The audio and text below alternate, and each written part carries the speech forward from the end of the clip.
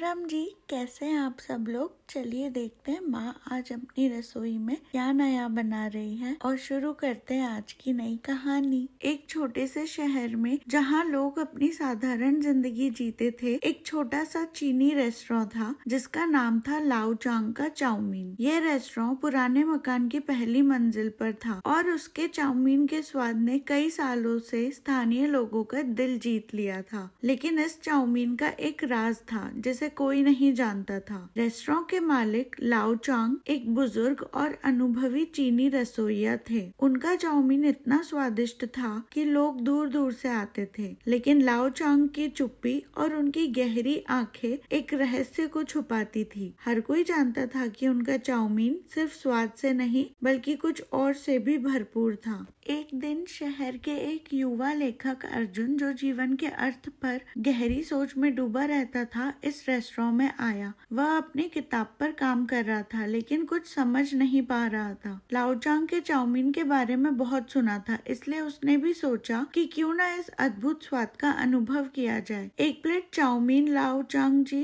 अर्जुन ने मुस्कुराते हुए कहा। लाओ चांग ने बिना कुछ कहे चाउमीन की प्लेट सामने रख दी। अर्जुन ने जैसे ही पहला निवाला लिया, उसे एक अजीब सी अनुभूति हुई। उसका ध्यान एक झलक की तरह कहीं और चला गया। उसने देखा कि वह एक बड़े साहित्यिक पुरस्कार को प्राप्त कर रहा था, लेकिन साथ ही उसे यह भी दिखा कि एक दिन वह अपने प्रिय दोस्त से दूर हो जाएगा और फिर वह गहरे अकेलेपन का शिकार हो जाएगा। अर्जुन ने अपनी आंखें खोली और हड़बड़ी से अपने आसपास देखा। वह चौंक उठा। क्या यह सच था? क्या वह अपने भविष्य को देख चुका था? उसने लाओ चांग से पूछा, यह क्या था? लाओ चांग ने धीरे से मुस्कुराते हुए उत्तर दिया, यह चाउमीन हर किसी को एक झलक दिखाता है, लेकिन भविष्य बदलने का अधिकार सिर्फ तुम्हारे पास है। अर्जुन को समझ में आ गया कि यह चाउमीन किसी साधारण भोजन से कहीं ज्यादा था। यह एक पुल था जो भविष्य और वर्तमान को जोड़ता था। वह सोचने लगा कि क्या वह जो कुछ भी देख चुका है वह सही था या सिर्फ एक भ्रम। क्या भविष्य पहले से तय था या उसे बदला जा सकता था? अर्जुन के बाद उस दिन कई और लोग रेस्टोरेंट में आए। हर किसी ने चाउमीन खाया और भविष्य की एक झलक देखी। एक महिला ने देखा कि उसका बेटा एक दिन प्रसिद्ध वैज्ञानिक बनेगा, लेकिन वह खुद उससे दूर हो जाएगी। एक छात्र ने देखा कि वह एक दिन अपनी परीक्षा में असफल हो जाएगा, लेकिन बाद में वह एक नया रास्ता खोजेगा जो उसे सफलता की ओर ले जाएगा। धीरे धीरे लोग इस चाउमीन को खाने के लिए आते, लेकिन इसके साथ जुड़ी अजीब सी उलझने भी बढ़ने लगी। क्या उनकी आंखों के सामने आने वाली भविष्य की छवियां सच थी? क्या वे उन्हें बदल सकते थे?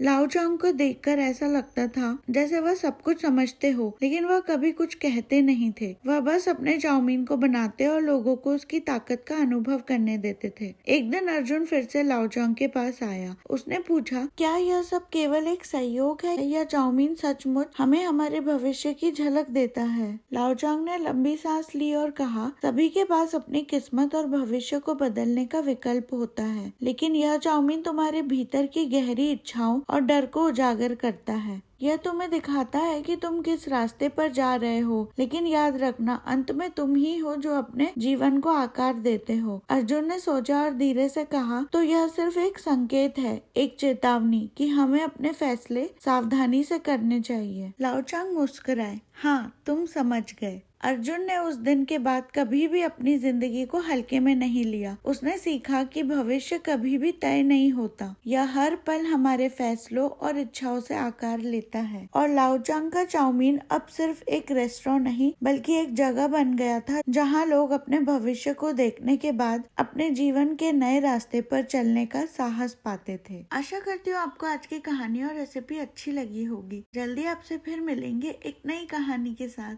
धन्यवाद।